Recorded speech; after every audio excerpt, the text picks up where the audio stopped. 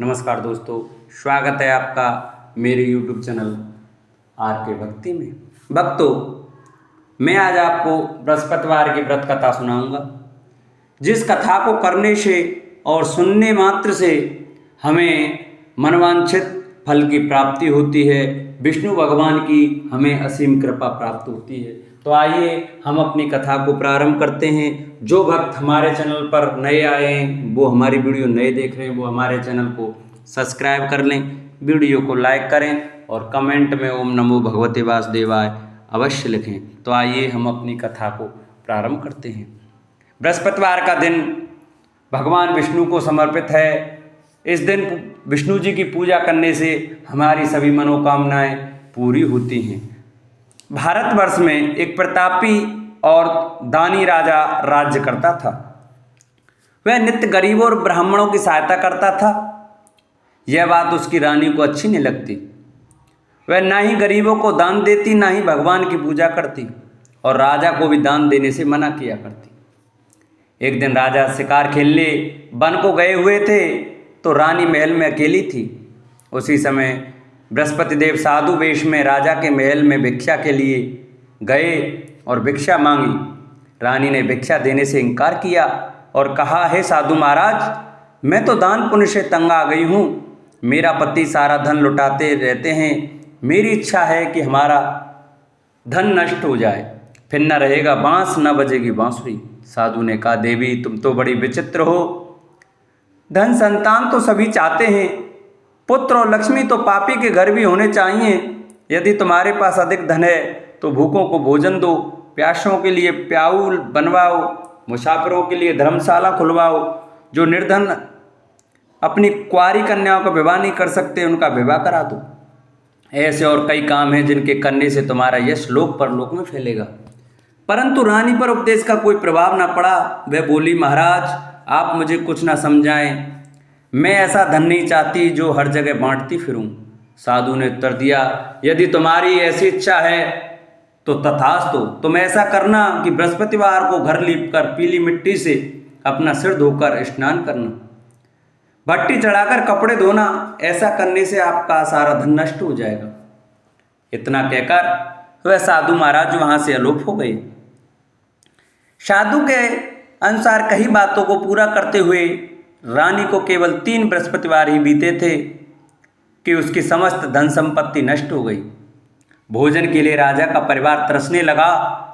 तब एक दिन राजा ने रानी से बोला कि रानी तुम यहीं रहो, मैं दूसरे देश को जाता हूँ, क्योंकि यहाँ पर सभी लोग मुझे जानते हैं, इसलिए मैं कोई छोटा कार्य नहीं कर सकता। ऐसा कहकर राजा प्रदेश चला गया। वहाँ वह जंगल से लकड़ी काट कर लाता और शहर में बेचता। इस तरह वह अपना जीवन व्यतीत करने लगा। इधर राजा के प्रदेश जाते ही रानी और दासी दुखी रहने लगी।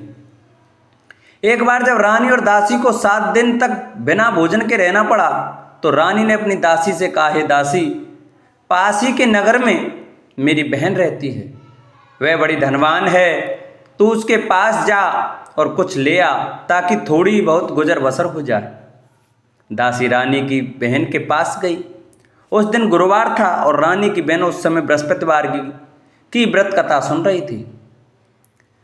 दासी ने रानी की बहन को अपनी रानी का संदेश दिया, लेकिन रानी की बड़ी बहन ने कोई उत्तर नहीं दिया। जब दासी को रानी की बहन से कोई उत्तर नहीं मिला तो वह बहुत दुखी हुई और उसे क्रोध भी आया। दासी ने वापस आकर रानी को सारी बात बता दी। सुनकर रानी ने अपने भाग्य को कोसा। उधर रानी की बहन ने सोचा कि मेरी बहन की दासी आई थी, परंतु उससे मैं नहीं बोली, इससे वह बहुत दुखी हुई होगी। कथा सुनकर और पूजन समाप्त करके वह अपनी बहन के घर आई और कहने लगी, हे बहन, मैं बृहस्पतिवार का व्रत कर रही थी, तुम्हारी दासी मेरे घर आई थी, परंतु जब तक कथा होती है तब तक ना तो उठते हैं और ना ही बोलते हैं, इसलिए मैं नहीं बोली। कहो दासी क्यों गई थी? रानी बोली, बहन तुमसे क्या छिपाऊं, हमारे घर में खाने तक को अनाज नहीं था। ऐसा कहते कहते रानी की आंखें भर आईं। उसने दासी समेत पिछले 7 दिनों से भूखे रहने तक की बात अपनी बहन को विस्तार पूर्वक सुना दी। रानी की बहन बोली, देखो बहन, भगवान बृहस्पति देव सबकी मनोकामना को पूर्ण करते हैं। देखो शायद तुम्हारे घर में अनाज रखा हो। पहले तो रानी को विश्वास नहीं हुआ। वह बहन के आग्रह पर उसने अपनी दासी को अंदर भेजा तो उसे सचमुच अनाज से भरा एक घड़ा मिला। यह देखकर दासी की हैरानी हुई। दासी रानी से कहने लगी, हे रानी, जब हमको भोजन नहीं मिलता तो हम व्रत ही तो करते हैं, इसलिए क्यों ना इनसे व्रत और कथा की विधि पूछ ली जाए ताकि हम भी व्रत कर सकें। तब रानी ने अपनी बहन से बृहस्पतिवार व्रत के बारे में पूछा। उसकी बहन ने बताया, बृहस्पतिवार के व्रत में चने की दाल और मुनक्का से विष्णु भगवान का केले की जड़ में पूजन करें तथा दीपक जलाएं, व्रत कथा सुने और पीला भोजन ही करें। इससे बृहस्पति देव प्रसन्न होते हैं। व्रत और पूजन विधि बताकर रानी की बहन अपने घर को लौट गई। 7 दिन के बाद जब गुरुवार आया तो रानी और दासी ने व्रत रखा। गुड़साल में जाकर चना और गुड़ ले आई, फिर उससे केले की जड़ तथा विष्णु भगवान का पूजन किया। अब पीला भोजन कहाँ से आए, इस बात को लेकर दोनों बहुत दुखी थी। चूंकि उन्होंने व्रत रखा था इसलिए बृहस्पति देव उनसे प्रसन्न थे, इसलिए वे एक साधारण व्यक्ति का रूप धारण कर 2 थालों में सुंदर पीला भोजन दासी को दे गए। भोजन पाकर दासी बहुत प्रसन्न हुई। फिर रानी के साथ मिलकर भोजन ग्रहण किया। उसके बाद वे सभी गुरुवार को व्रत और पूजन करने लगी। बृहस्पति भगवान की कृपा से उनके पास फिर से धन संपत्ति आ गई, परंतु रानी फिर से पहले की तरह आलस्य करने लगी। तब दासी बोली, देखो रानी, तुम पहले इस प्रकार आलस्य करती थी, तुम्हें धन रखने में कष्ट होता था, इस प्रकार सभी धन नष्ट हो गया और जब भगवान बृहस्पति की कृपा से धन मिला है तो तुम्हें फिर से आलस्य होता है। रानी को समझाते हुए दासी कहती है कि बड़ी मुसीबतों के बाद हमने यह धन पाया है, इसलिए हमें दान पुण्य करना चाहिए, भूखे मनुष्यों को भोजन कराना चाहिए और धन को शुभ कार्यों में खर्च करना चाहिए, जिससे तुम्हारे कुल का यश बढ़ेगा, स्वर्ग की प्राप्ति होगी और पितृ प्रसन्न होंगे। दासी की बात मानकर रानी अपना धन शुभ कार्यों में खर्च करने लगी, जिससे पूरे नगर में उसका यश फैलने लगा। बृहस्पतिवार व्रत कथा के बाद श्रद्धा के साथ आरती की जानी चाहिए, इसके बाद प्रसाद बांटकर उसे ग्रहण करना चाहिए। एक दिन राजा दुखी होकर जंगल में एक पेड़ के नीचे आसन जमा कर बैठ गया। वह अपनी दशा को याद करके व्याकुल होने लगा। बृहस्पतिवार का दिन था। एकाएक उसने देखा कि निर्जन वन में एक साधु प्रकट हुए। वह साधु वेश में स्वयं बृहस्पति देवता थे। लकड़हारे के सामने आकर बोले, हे लकड़हारे, इस सुनसान जंगल में तू चिंता मग्न क्यों बैठा है? लकड़हारे ने दोनों हाथ जोड़कर प्रणाम किया और उत्तर दिया, महात्मा जी, आप सब कुछ जानते हैं, मैं क्या कहूँ? यह कहकर रोने लगा और साधु को अपनी आत्मकथा सुनाई। महात्मा जी ने कहा, तुम्हारी स्त्री ने बृहस्पति के दिन बृहस्पति भगवान का निरादर किया है, जिसके कारण रुष्ट होकर उन्होंने तुम्हारी यह दशा कर दी। अब तुम चिंता को दूर करके मेरे कहने पर चलो तो तुम्हारे सब कष्ट दूर हो जाएंगे और भगवान पहले से भी अधिक संपत्ति देंगे।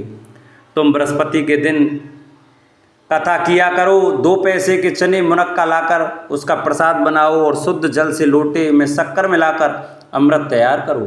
कथा के पश्चात अपने सारे परिवार और सुनने वाले प्रेमियों में अमृत व प्रसाद बांटकर आप भी ग्रहण करो। ऐसा करने से भगवान तुम्हारी सब मनोकामनाएं पूरी करेंगे। साधु के ऐसे वचन सुनकर लकड़हारा बोला, हे प्रभु, मुझे लकड़ी बेचकर इतना पैसा नहीं मिलता जिससे भोजन के उपरांत कुछ बचा सकूं। मैंने रात्रि में अपनी स्त्री को व्याकुल देखा है, मेरे पास कुछ भी नहीं है जिससे मैं उसकी खबर मंगा सकूं। साधु ने कहा, हे लकड़हारे, तुम किसी बात की चिंता मत करो। बृहस्पति के दिन तुम रोजाना की तरह लकड़ियां लेकर शहर को जाओ, तुम्हारा रोज से दुगना धन प्राप्त होगा, जिससे तुम भली भांति भोजन कर लोगे तथा बृहस्पति देव की पूजा का सामान भी आ जाएगा। इतना कहकर साधु अंतर्ध्यान हो गए। धीरे धीरे समय व्यतीत होने पर फिर वही बृहस्पतिवार का दिन आया। लकड़हारा जंगल से लकड़ी काटकर किसी शहर में बेचने गया। उसे उस दिन और दिन से अधिक पैसा मिला। राजा ने चना गुड़ आदि लाकर गुरुवार का व्रत किया। उस दिन से उसके सभी कलेश दूर हुए, परंतु जब दोबारा गुरुवार का दिन आया तो बृहस्पतिवार का व्रत करना भूल गया। इस कारण बृहस्पति भगवान नाराज हो गए। उस दिन उस नगर के राजा ने विशाल यज्ञ का आयोजन किया था तथा शहर में यह घोषणा करा दी कि कोई भी मनुष्य अपने घर में भोजन न बनावे, न आग जलावे, समस्त जनता मेरे यहाँ भोजन करने आवे। इस आज्ञा को जो न मानेगा उसे फांसी की सजा दी जाएगी। इसी तरह की घोषणा संपूर्ण नगर में करवा दी गई। राजा की आज्ञा अनुसार शहर के सभी लोग भोजन करने आए, लेकिन लकड़हारा कुछ देर से पहुंचा, इसलिए राजा उसको अपने साथ घर ले गए और ले जाकर भोजन करा ही रहे थे तो रानी की दृष्टि उस खूंटी पर पड़ी जिस पर उसका हार लटका हुआ था। वह वहां पर दिखाई नहीं दिया। रानी ने निश्चय किया कि मेरा हार इस मनुष्य ने चुरा लिया है। उसी समय सिपाहियों को बुलाकर उसको कारागार में डलवा दिया।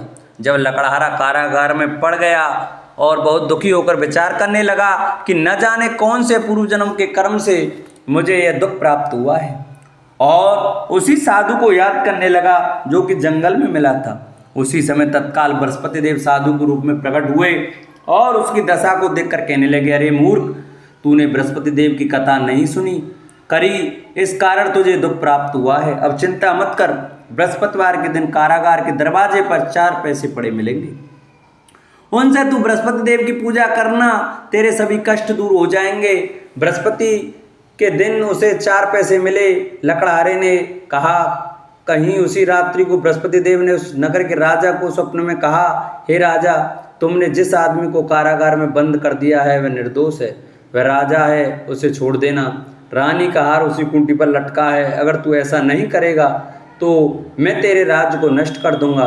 इस तरह रात्रि के स्वप्न को देखकर राजा प्रातःकाल उठा और खूंटी पर हार देकर लकड़हारे को बुलाकर क्षमा मांगी तथा लकड़हारे को योग्य सुंदर वस्त्र आभूषण देकर विदा कर दिया। बृहस्पति देव की आज्ञा अनुसार लकड़हारा अपने नगर को चल दिया। राजा जब अपने नगर के निकट पहुंचा तो उसे बड़ा आश्चर्य हुआ। नगर में पहले से अधिक बाग, तालाब, कुएं तथा धर्मशाला, मंदिर आदि बन गए हैं। राजा ने पूछा, यह किसका बाग और धर्मशाला है? तब नगर के सब लोग कहने लगे, ये सब रानी और बांदी के हैं। तो राजा को आश्चर्य हुआ और गुस्सा भी आया। जब रानी ने यह खबर सुनी कि राजा आ रहे हैं तो उन्होंने बांदी से कहा कि दासी, देख, राजा हमको कितनी बुरी हालत में छोड़ के गए थे, हमारी ऐसी हालत देखकर वह लौट ना जाएं, इसलिए तू दरवाजे पर खड़ी हो जा। आज्ञा अनुसार दासी दरवाजे पर खड़ी हो गई। राजा आए तो उन्हें अपने साथ लिवा लाई। तब राजा ने क्रोध करके अपनी रानी से पूछा कि यह धन तुमने कैसे प्राप्त किया? तब उन्होंने कहा, हमें यह सब धन बृहस्पति देव के इस व्रत के प्रभाव से प्राप्त हुआ है। राजा ने निश्चय किया कि 7 रोज बाद तो सभी बृहस्पति देव का पूजन करते हैं, परंतु मैं प्रतिदिन दिन में 3 बार कहानी तथा रोज व्रत किया करूँगा। अब हर समय राजा के दुपट्टे में चने की दाल बंधी रहती तथा दिन में 3 बार कहानी कहता। एक रोज राजा ने विचार किया कि चलो अपनी बहन के यहाँ हुआ मैं। इस तरह निश्चय कर राजा घोड़े पर सवार हो अपनी बहन के यहाँ चलने लगा। मार्ग में उसने देखा कि कुछ आदमी एक मुर्दे को लिए जा रहे हैं। उन्हें रोककर राजा ने कहा, अरे भाइयों, मेरी बृहस्पति देव की कथा सुन लो। वे बोले, लो, हमारा तो आदमी मर गया है, इसको अपनी कथा की पड़ी है।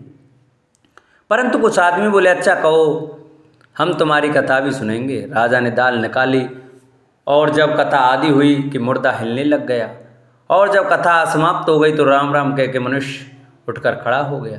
आगे मार्ग में उसे एक किसान खेत में हल चलाता मिला। राजा ने उसे देख और उससे बोला, अरे भैया, तुम मेरी बृहस्पतिवार की कथा सुन लो। किसान बोला, जब तक मैं तेरी कथा सुनूंगा तब तक 4 हरैया जोत लूँगा, जा अपनी कथा किसी और को सुनाना।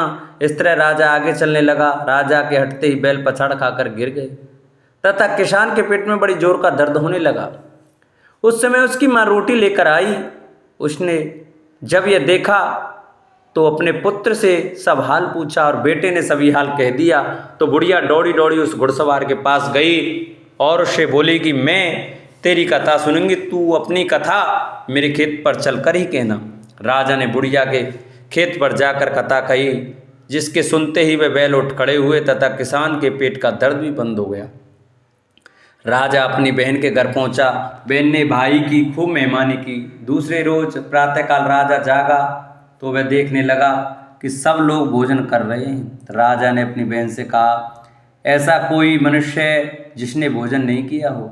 मेरी बृहस्पतिवार की कथा सुन ले। बहन बोली, हे भैया, यह देश ऐसा ही है कि पहले यहाँ लोग भोजन करते हैं, बाद में अन्य काम करते हैं। अगर कोई पड़ोस में हो तो देखाऊं।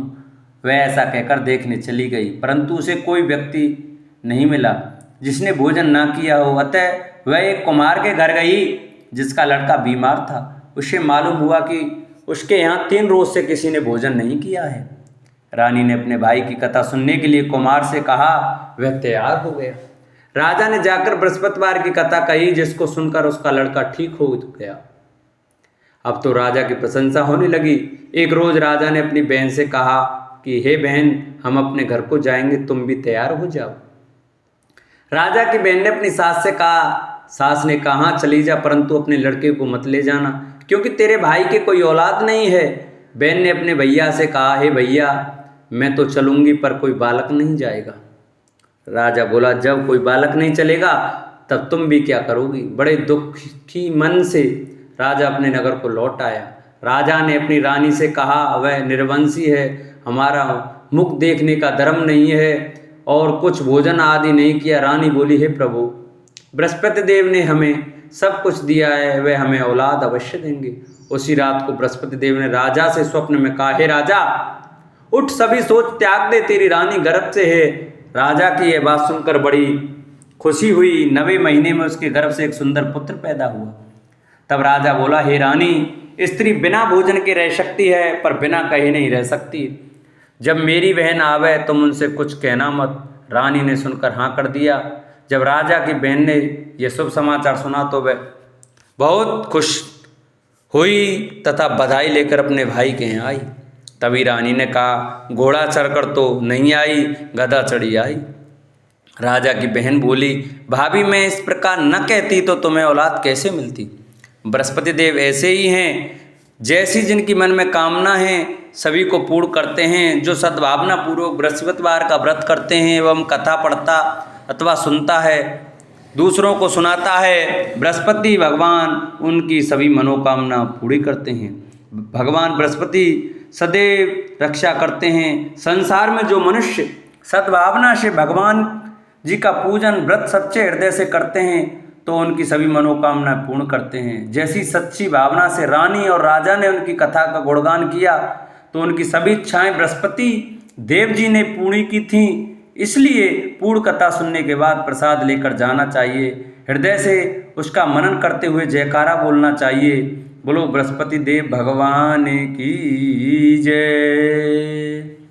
प्राचीन काल में एक ब्राह्मण रहता था। वह बहुत निर्धन था। उसके कोई संतान न थी। उसकी स्त्री बहुत मलिनता के साथ रहती थी। वह स्नान न करती, किसी देवता का पूजन न करती। इससे ब्राह्मण देवता बड़े दुखी थे। बेचारे बहुत कुछ कहते थे, किंतु उसका कुछ परिणाम न निकला। भगवान की कृपा से ब्राह्मण की स्त्री के कन्या रूपी रत्न पैदा हुआ। कन्या बड़ी होने पर प्रातः स्नान करके विष्णु भगवान का जाप व बृहस्पतिवार का व्रत करने लगी।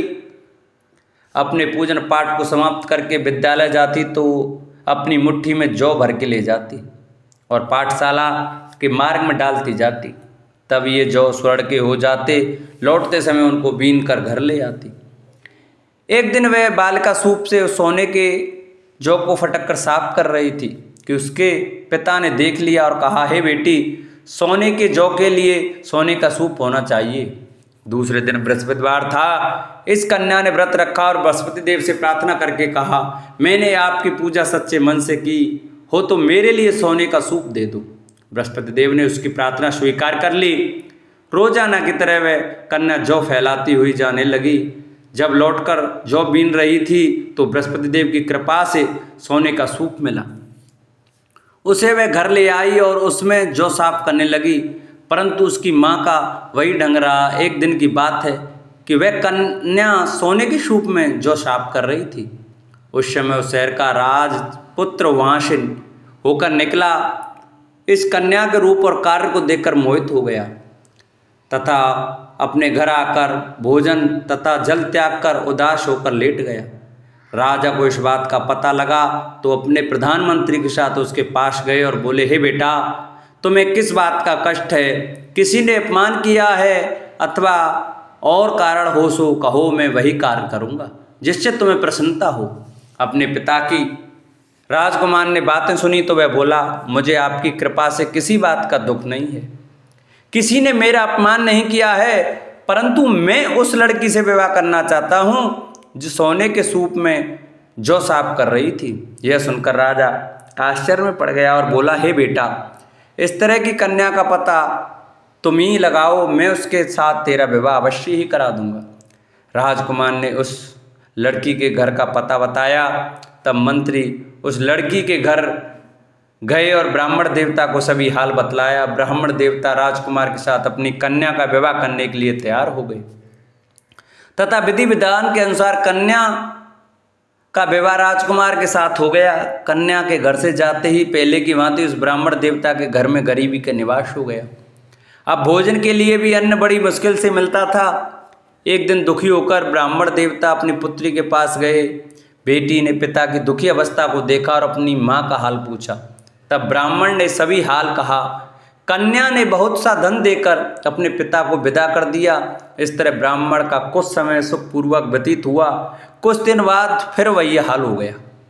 ब्राह्मण फिर अपनी कन्या के यहाँ गया और सारा हाल कहा तो लड़की बोली, हे पिताजी, आप माताजी को यहाँ ले लाओ, मैं उसे विधि बता दूंगी जिससे गरीबी दूर हो जाए। वह ब्राह्मण देवता अपनी स्त्री को साथ लेकर पहुँचे तो अपनी माँ को समझाने लगी, हे माँ, तुम प्रातःकाल स्नान आदि करके विष्णु भगवान का पूजन करो तो सब दरिद्रता दूर हो जाएगी। परंतु उसकी मांग ने एक भी बात नहीं मानी और प्रातःकाल उठकर अपनी पुत्री के बच्चों के झूठन को खा लिया। इससे उसकी पुत्री को बहुत गुस्सा आया और एक रात को कोठरी में सभी सामान निकाल दिया और अपनी माँ को उसमें बंद कर दिया। प्रातःकाल उसे निकाला तथा स्नान आदि करा के पाठ करवाया तो उसकी माँ की बुद्धि ठीक हो गई और फिर प्रत्येक बृहस्पतिवार को व्रत रखने लगी। इस व्रत के प्रभाव से उसके माँ बाप बहुत ही धनवान और पुत्रवान हो गए और बृहस्पति जी के प्रभाव से इस श्लोक में सुख भोग कर स्वर्ग को प्राप्त हुए। बोलो विष्णु भगवान की जय, बोलो बृहस्पति देव की जय। ओम जय जगदीश हरे, स्वामी जय जगदीश हरे। भक्त जनों के संकट, दास जनों के अवगुण, बंसी वाला दूर करे। ओम जय जगदीश हरे। जो ध्यावे फल पावे, दुख विन से मन का, स्वामी दुख विन से मन का। सुख संपत्ति घर आवे, श्याम सुंदर घर आवे, कष्ट मिटे तन का। ओम जय जगदीश हरे। मात पिता तुम मेरे, शरण गहूँ में किसकी, स्वामी शरण गहूँ में किसकी। तुम विन और न दूजा, प्रभु विन और न दूजा, आस करूँ मैं जिसकी। ओम जय जगदीश हरे। तुम पूर्ण परमात्मा, तुम अंतर्यामी, स्वामी तुम अंतर्यामी। पार ब्रह्म परमेश्वर, जगत पिता परमेश्वर, तुम सबके स्वामी। ओम जय जगदीश हरे। तुम करुणा के सागर, तुम पालन करता, स्वामी तुम रक्षा करता। मैं मूरख खल कामी, मैं सेवक तुम स्वामी, कृपा करो भरता। ओम जय जगदीश हरे। तुम हो एक अगोचर, सबके प्राणपति, स्वामी सबके प्राणपति। किस विध मिलूं दया में, किस विध मिलूं कृपा में, तुमको मैं कुमति। ओम जय जगदीश हरे। दीन बंधु दुख हरता, ठाकुर तुम मेरे, स्वामी तुम रक्षक मेरे। अपने हाथ उठाओ, अपने शरण लगाओ, द्वार पड़ा में तेरे। ओम जय जगदीश हरे। विषय विकार मिटाओ, पाप हरो देवा, स्वामी कष्ट हरो देवा। श्रद्धा भक्ति बढ़ाओ, श्रद्धा प्रेम बढ़ाओ, संतन की सेवा। ओम जय जगदीश हरे। तन मन धन सब कुछ है तेरा, स्वामी सब कुछ है तेरा। तेरा तुझको अर्पण, तेरा तुझको अर्पण, क्या लागे मेरा। ओम जय जगदीश हरे। पार ब्रह्म जी की आरती जो कोई नर गावे, स्वामी प्रेम सहित गावे। कहत शिवानंद स्वामी, भजत हरि हर स्वामी, मनवांचित फल पावे। ओम जय जगदीश हरे। ओम जय जगदीश हरे। स्वामी जय दीनानाथ हरे। स्वामी जय भोलेनाथ हरे। स्वामी जय सीताराम हरे। स्वामी जय राधे श्याम हरे। भक्त जनों के संकट, दास जनों के अवगुण, बंसी वाला दूर करे। ओम जय जगदीश हरे। बोलो विष्णु भगवान की जय। बोलो बृहस्पति देव भगवान की जय। जिन भक्तों को हमारी कथा अच्छी लगी हो वो हमारी कथा को ज़्यादा से ज़्यादा शेयर करें, जिससे और भी भक्त हमारी कथा का श्रवण कर सकें। हमारे चैनल को सब्सक्राइब करें, वीडियो को लाइक करें और कमेंट में ओम नमो भगवते वासुदेवाय लिखना न भूलें। बोलो बृहस्पति भगवान की जय।